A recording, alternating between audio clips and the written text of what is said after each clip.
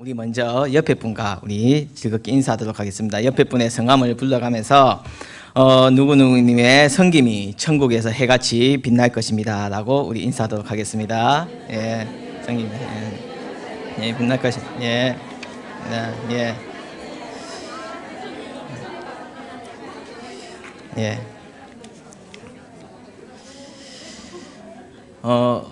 헌신 예배입니다. 구역장 헌신 예배인데, 사실 이 헌신이라는 이 단어가 굉장히 사실은 두렵고도 무서운 말입니다.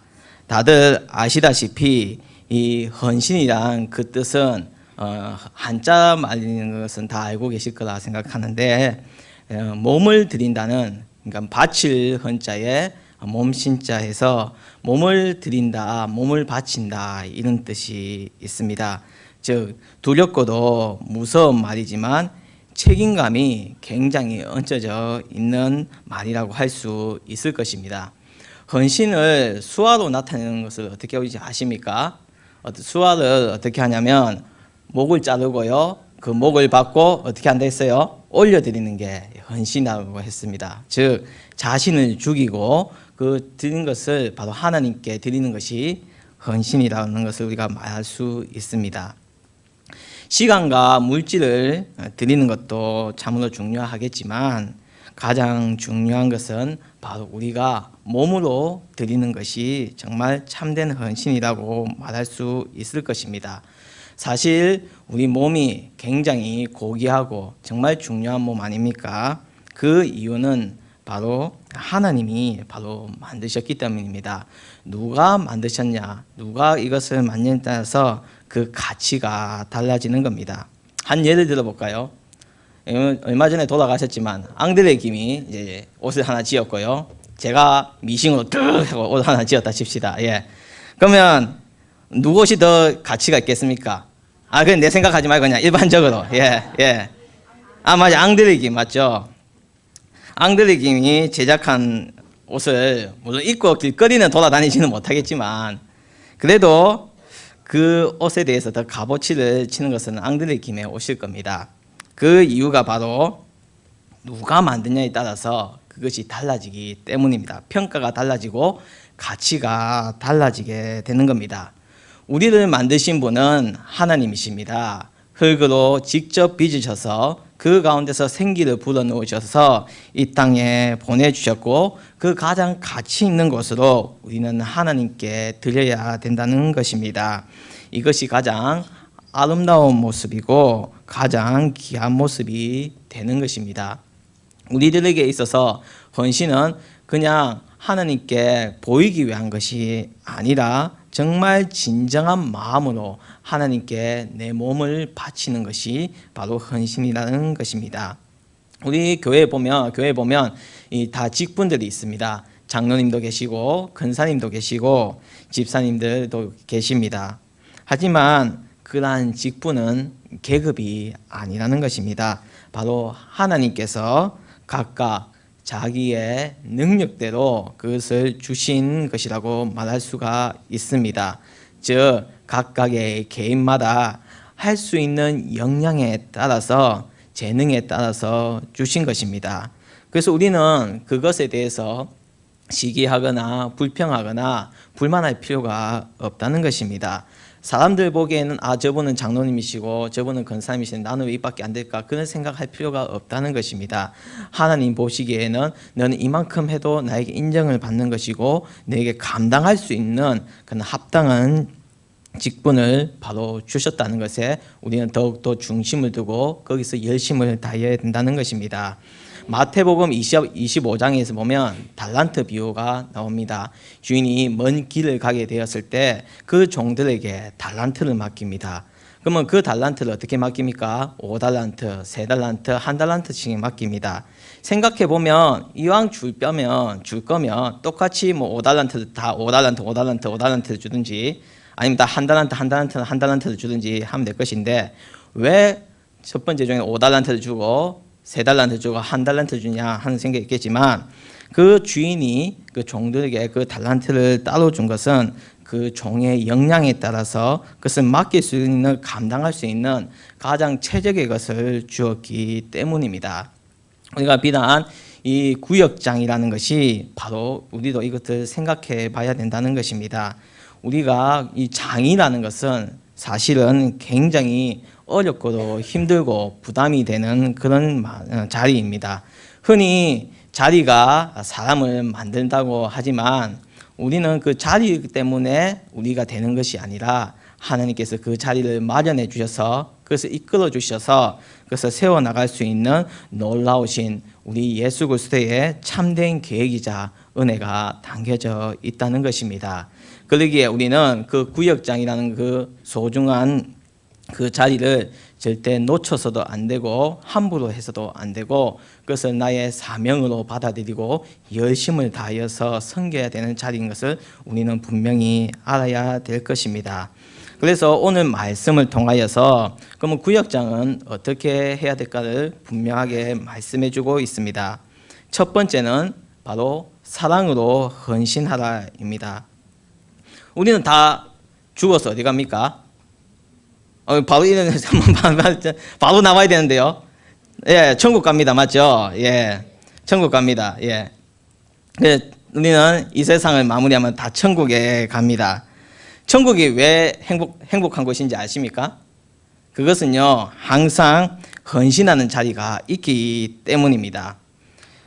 한 예를 들었어요. 천국과 지옥은 환경이 똑같대요. 정말로 천국에 가도 정말 평화롭고 정말 깨끗하고 모든 것이 뭐 풍족하고 지옥도 가니까 마찬가지 그래 돼 있더래요. 근데 사람들이 거기 천국에 있는 사람들과 지옥에 있는 사람들이 생각하는 것과 행동이 다르다는 것입니다. 즉 지옥에서는요 헌신하는 사람이 없는데 천국에서는 헌신하는 사람들이 다 그렇게 살아간다는 것입니다. 그리고 거기 있는 사람들이 다 그 배경에 사랑이 깔려 있다는 것입니다.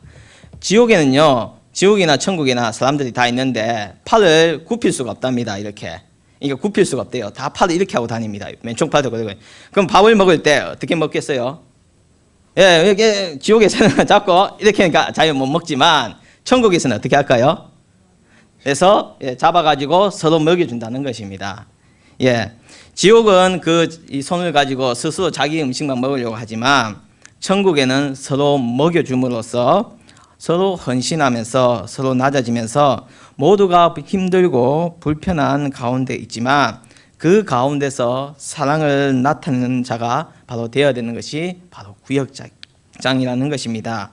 그래서 구역장은 작은 것 하나에도 관심을 기울이고 나의 관심을 우리 구역들과 우리 식구들과 가족들에게 바로 둬야 된다는 것입니다. 비록 그 자리가 나에게 있어서 부족함이 있다 할지라도 우리 하나님을 믿고 나가는 자가 바로 되어야 된다는 것입니다. 여러분도 잘 아시는 정말 우리가 좋아하는 성경 인물 중에 한 명인 모세도 그러하지 않았습니까? 하나님의 부르심을 받을 때 그는 정말로 자기는 아니다 하면서 하나님께 앞에 나와서 직접 거절을 했습니다. 부르심을 받을 때 나는 말이 어눌하다고 그렇게 말했습니다.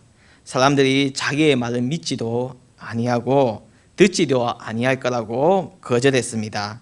자기는 입이 뻣뻣하고 혀가 둔한 자라고 말할 정도로서 그렇게 거절을 했지만 하나님께서는 하나님이 함께 하셔서 그리고 나 외에 또한 동력자를 붙여셔서 그것을 가능토록 해주겠다고 분명히 약속해 주셨습니다. 먼저 우리 구역장들은 구역원들의 생활을 일일이 살펴보면서 돌아보면서 사랑하는 마음을 가져야 될 겁니다. 아픈 데는 없는지, 부족한 데는 없는지, 가정의 문제는 없는지, 직장 때문에 힘들어하고 있는지는 아는지 항상 살펴보면서 그 마음을 우리 구역원들에게 있어야 되고 언제나 동고동락하는 그런 마음이 있어야 된다는 것입니다.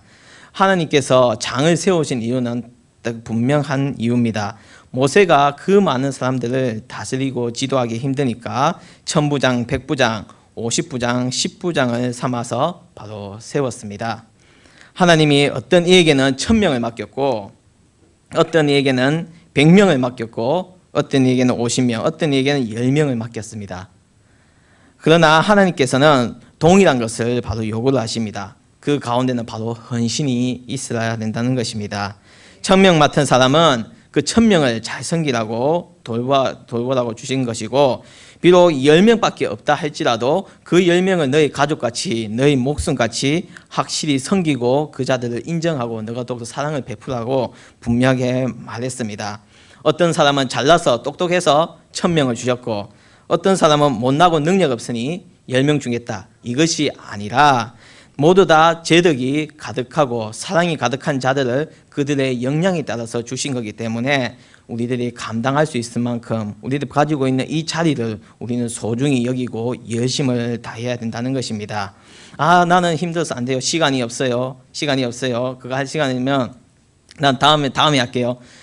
내 시간을 두고 하나님을 일을 하려니까 그것이 안 되는 겁니다.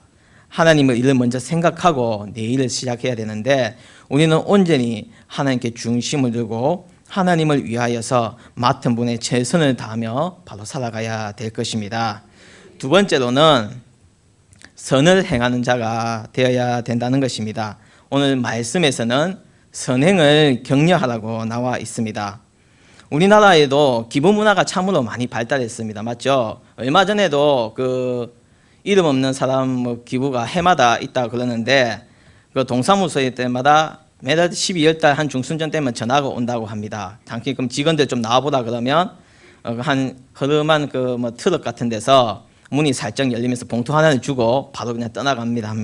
떠나가는 사람이 있다고 하는데, 그 일이 무려 6년 동안 계속 이어졌다고 하는데, 그 봉투에는 대략 1억에서 1억 5천만 원이 들어있다고 합니다. 그것을 6년 동안 계속 그 일을 하고 있는데, 동사무소 직원들이 이름이 어떻게 되냐고 가르쳐 달라고 해도 절대 알리지 말라고 하면서 그것을 선의를 계속 베푸고 있는 그런 아름다운 기부 문화가 우리나라에 지금 많이 선행되고 있습니다.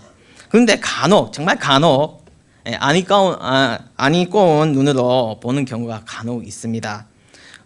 혹시 그 연예인 중에 문근영이라고 혹시 알고 계십니까? 배우가 기부를 했는데, 기부를 처음에 이제 해가지고 대단하다, 역시 연예인이니까 모범을 보이는구나 이렇게 생각을 했는데, 나중에 가서는 자기가 뭔데 기부를 하냐, 돈이 남아도냐, 나중에는 그 배우의 가족사까지 다 공개가 돼가지고 기부에 대한 그런 오해나 편견들이 많이 생겨난 적도 있습니다. 선을 행하는 자들에게는요, 우리가 자주 그들을 위하여서 아껴주고 칭찬해 줘야 된다는 것입니다. 비록 선이 아니라 하더라도 격려해주며 칭찬해주며 힘을 줄 수 있는 자가 바로 되어야 된다는 것입니다. 선을 행하는 데 있어서는 바로 우리들이, 바로 구역장들이, 모든 위치에 있는 자들이 모범이 되어야 된다는 것입니다. 선은 결코 스스로 드러나지가 않습니다. 하지만 콩나물 시루에 물을 부으면요, 물이 다 빠지지만 거기에 뭐가 자랍니까? 콩나물이 자랍니다. 어떻게 보면 물이 다 빠져나가니까 이게 자랄 수 있겠느냐 생각하겠지만, 그 시루에 콩나물이 자라가듯이 나의 작은 선행은 구역을 즐겁게 하고 변화시키는 바로 원동력이 된다는 것입니다. 나의 작은 선행으로 인하여서 구역원들이 우선짓게 되고 구역원들이 행복하고 구역원들이 즐거워할 수 있다면 그것보다 더 좋은 일이 없을 것입니다. 나의 작은 선행과 나의 작은 행동들이 그들을 위하여서 기도해주고 미리 전화 한 통 해주고 같이 웃어주고 같이 울어준다면 그것보다 더 즐거운 일은 없을 것입니다. 그래서 우리는 그 선행을 배워나가며 그 선행대로 행하는 자가 바로 되어야 될 것입니다. 세 번째는 모이기를 잘하는 구역이 바로 되어야 된다는 것입니다. 이 세상은요, 종교가 참으로 많습니다. 맞죠? 종교가 참으로 많아요. 흔히 대표적인 이제 세계 종교를 든다면 우리 기독교, 이슬람교, 불교가 있습니다. 근데 이 기독교 국가들을 살펴보면 크리스찬 국가들 보면 거의 대부분이 잘 사는 나라들이 많습니다. 맞죠? 크리스찬 예수님을 믿는 그런 나라들이 다 잘 살고 있습니다. 그런데 특이하게도 예수님을 진짜 믿지 않는데도 잘 사는 나라가 딱 하나 있습니다. 어디입니까? 일본입니다. 바로 옆에 나라 일본입니다. 예. 일본에도 교회가 있습니다. 예, 일본에도 교회가 있습니다. 일본은요, 우리나라보다 근대화가 빨라서요, 외국 문물을 빨리 받아들였고, 우리보다 그 기독교의 역사가 훨씬 깊습니다. 그런데 왜 일본의 그 기독교가 부흥이 되지 못했냐면 그 배경이 참으로 복잡하기 때문입니다. 일본은 다신교입니다. 다신교. 그러니까 흔히 말하는 신이 있어 다신교가 아니라 이는 집이나 건물 같은 거 있으면 거기에 다 귀신이 있다고 봅니다. 목욕탕에 가면 목욕에 가는 귀신이 있고, 숲에 가면 숲에 귀신이 있고, 다 그런 귀신이 있기 때문에 집에 어딜 가든지 다 신주가 있습니다. 그래서 예수를 믿으라고 하면요, 처음에 다들 거부감 없이 예수 믿을게요 해갖고 며칠 뒤에 딱 가보면 그대로 있습니다. 신주도 있고 부족도 집에 붙어져 있고. 깜짝 놀랍니다. 아니, 하나님 믿는다면서, 예수님 믿는다면서 이런 걸 놔두면 어떡합니까 하니까 그냥 예수도 믿고 이신도 믿고 하는 거다.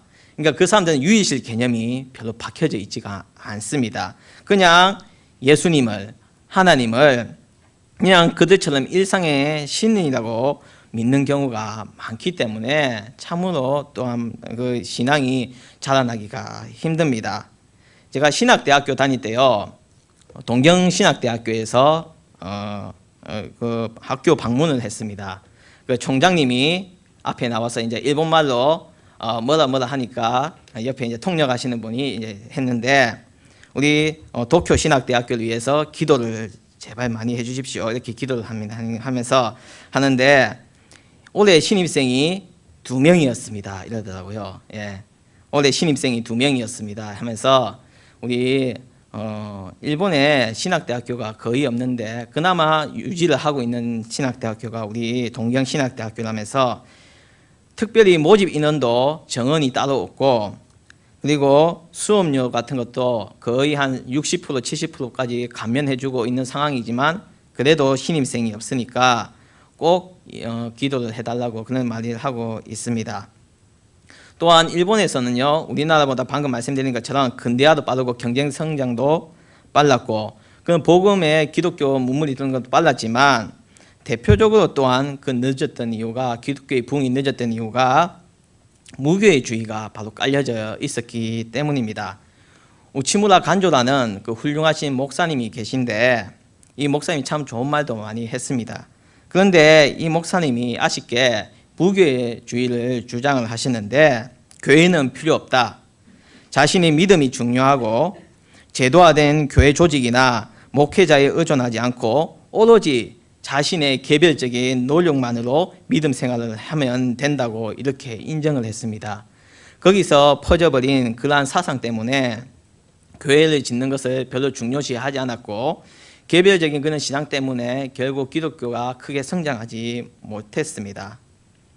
하지만 우리 다들 아시다시피 우리는 모두 공동체입니다. 하나님께서는요, 그 공동체를 중시했습니다.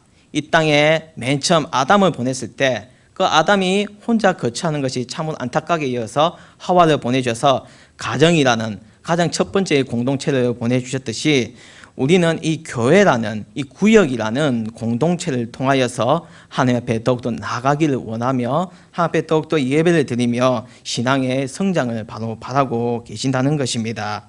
개인의 신앙과 개인의 믿음도 중요하지만 바로 모였을 때 우리는 더 큰 힘을 낼 수가 있다는 것입니다. 옛날에는 예배드리는 처소를 교회라고 하지 않았습니다. 뭐라고 했습니까? 예배당이라고 했습니다. 맞죠? 예배당이라고 했습니다. 지금은 그 의미가 조금 이제 변해가지고 교회라고 하지만, 옛날에는 이런 건물을 다 예배당이라고 했습니다. 그래서 원래 교회의 뜻은요, 하나님 아니면 예수님을 믿는 사람들의 모임을 교회라고 했습니다. 우리가 뭐 동호회 하듯이 그 예수님을 믿는 사람들의 모임을 교회라는 것이고, 즉 내가 바로 하나의 교회이고 구역이 바로 하나의 작은 교회가 된다는 것입니다. 그리고 그 모이기를 힘쓰면서 뭉치는 교회가 아름답고 힘이 강건해지는 바로 교회가 된다는 것입니다. 우리 하나하나의 지체가 교회라고 생각한다면 그 구역은 모두 하나하나가 모여서 예배드리고 기도할 때 그 교회의 힘이 얼마나 커지고 영향이 대단하지 않겠습니까? 그래서 우리는 그 구역마다의 그 과정들이 다 있지만 이것을 모아 하나로 바꾸는 능력을 가지고 더욱더 하나님 앞에서 열심을 다하는 그런 구역들이 되어야 될 것입니다. 그것이 바로 구역장들이 해야 될 일이고, 구역장들이 더욱더 열심을 내야 될 이유 중에 하나가 바로 되는 것입니다. 모이는 것을 등한시하고 내 것을 먼저 찾고자 하는 사람들에게 정말 갈수록 많아지고 있습니다. 하지만 우리는 이럴 때일수록 모이기를 힘쓰며 그 역할을 다 해나가야 된다는 것입니다. 쌓아놓은 장작은요, 모닥불을 붙이면요 활활 잘 정말 타오릅니다. 그런데 그 장작을 하나씩 빼면 그 불은 얼마 되지 않아서 꺼지고 맙니다. 구역도 마찬가지입니다. 다 모여서 예배 드릴 때 부흥의 역사가 일어나고 기적의 역사가 일어나지만 거기서 나 한 명쯤이야 해가지고 한 명씩 빠지게 되면 그 구역은 역할을 잃어버리고 힘이 약해지게 되고 영적으로 병들 수밖에 없습니다. 그래서 저희들은 바로 거룩한 습관을 들여야 된다는 것입니다. 모이기에 힘쓰는 그런 거룩한 습관을 들여야 된다는 것입니다. 어디든지 내 구역이라 우리 집사님 집이네, 권사님 집이네, 그럼 지나가면서 그 집에 벽에다 손을 대고 기도 한번 해줄 수도 있고, 혹시나 우리 교회 주변에 계시는 분들이 있으면 교회 지나갈 때마다 교회 벽에 손을 짚고 교회를 위해서 기도해 주시고, 교회 안에 와서 기도하고 가시고, 굳이 주일이나 수요일이 아니더라도 교회를 지나쳐갈 때 교회에 와서 기도하고 가고, 이제는 나 혼자만이 아닌 다 같이 우리 구역 식구들과 같이 교회를 위하여서, 구역을 위하여서 격려해 주는 그런 자들이 바로 되어야 될 것입니다. 아까 말씀드린 것처럼 자리가 사람을 만든다는 그런 말이 있지 않습니까? 사람이 어떤 직위에 있게 되면 그에 어울리는 모습으로 변하게 된다는 그런 뜻인데, 우리를 변화시켜 주시는 분은 그 자리가 아니라 누구시라고요? 바로 우리 하나님께서 바로 바꾸어 주신다는 것입니다. 그 자리를, 이 장이라는 이 자리를 허락해 주신 분은 우리 하나님이십니다. 때로는 힘들고 때로는 눈물 짓고 때로는 아픔이 있을 수 분명히 있습니다. 하지만 그때마다 나를 들어주시고 나의 눈물 닦아주시고 너 마음을 안다고 위로해 주시는 우리 하나님께서 우리를 바꾸어 주시고 더욱더 힘 주실 줄 믿습니다. 올 한 해도 내가 이 장을 맡았다는 것, 이 구역장을 맡게 되었음에 더욱더 감사하시기 바랍니다. 이것은 내가 더 복받는 길이고 나를 통해서 내가 너를 들어서 쓰시겠다는 우리 하나님의 약속이자 표적이 되는 것입니다. 내가 지금 이 자리에 비록 다들 부족하지만 주님께서 쓰시겠다고 하시면 우선 그 하나님께서는 그 자를 더욱더 기쁘게 사용하시고 은혜 가운데 거하시게 해주신다는 것입니다. 언제나 나를 들어 쓰시는 우리 하나님이 계심에 감사하며 그것을 기뻐하며 감사함으로 받아들여서 더욱더 주님 앞에 낮아지고 헌신된 모습으로서 더욱더 크게 쓰임받고 아름다운 구역장으로 더불어 살아가시는 우리 모든 분들이 되시길 바랍니다. 다시 기도 드리겠습니다.